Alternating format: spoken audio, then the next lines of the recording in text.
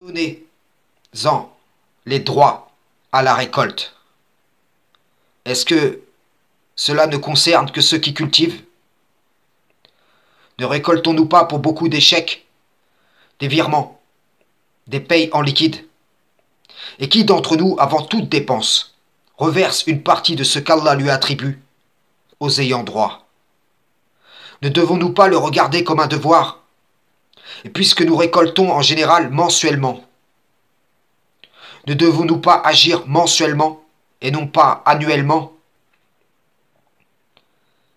Est-ce l'œuvre de l'Éternel d'engraisser les imams, les rabbins, les prêtres, qui thésaurisent l'or et l'argent pour leur cause, qui s'accaparent des biens des croyants et ne le reversent pas dans le sentier d'Allah, ou bien de soutenir ton proche qui passe par une difficulté, ton ami, ton voisin endetté, le mendiant sur ton chemin, l'orphelin, la veuve, la femme divorcée, abandonnée avec ses enfants, le voyageur en détresse, au cœur à gagner à l'islam.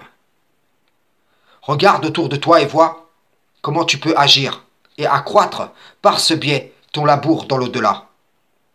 N'écoute pas ces coranistes, ces spiritualistes de tous bords qui disent « Allah nous aurait-il prescrit la dîme comme à ceux qui nous ont précédés?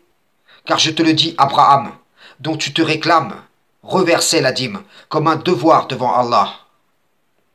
Alors je ne te dis pas à la mesure d'Abraham, qui avait été comblé de biens, mais que ce soit peu ou beaucoup, une part fixée entre toi et l'Éternel. Chacun à la mesure de sa capacité. Allah ne cherche pas une âme au-delà de sa capacité. C'est un moyen pour toi de montrer ta reconnaissance envers ton Seigneur. Tout bien que tu avanceras pour toi-même, tu le retrouveras auprès d'Allah.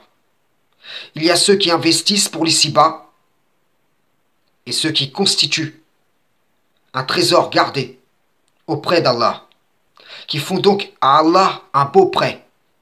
Certains diront, il n'y a pas de temple, pas d'autorité, pas de système mis en place, on paye déjà des impôts, et ainsi de suite. Et tout cela, ce sont des excuses pour ne pas étendre leurs mains, et donc faire preuve d'avarice.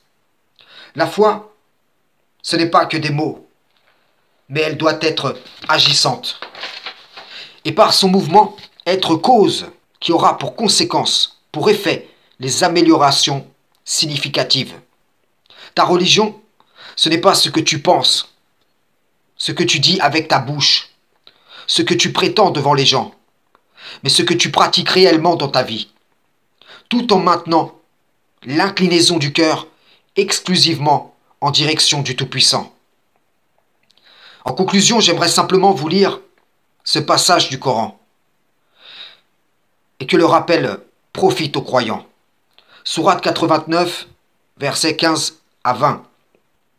Quant à l'homme, lorsque son Seigneur l'éprouve en l'honorant et en le comblant de bienfaits, il dit « Mon Seigneur m'a honoré ». Mais par contre, quand il l'éprouve en lui restreignant sa subsistance, il dit « Mon Seigneur m'a avili ».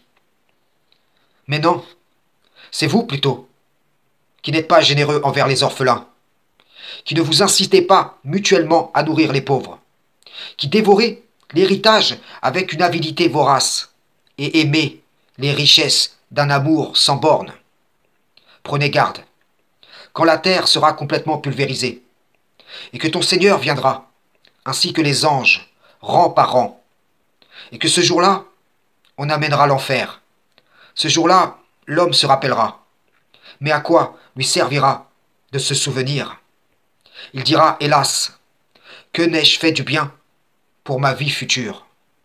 Que n'ai-je fait du bien pour ma vie future? Que n'ai-je fait du bien pour ma vie future? Frères et sœurs, salam, shalom.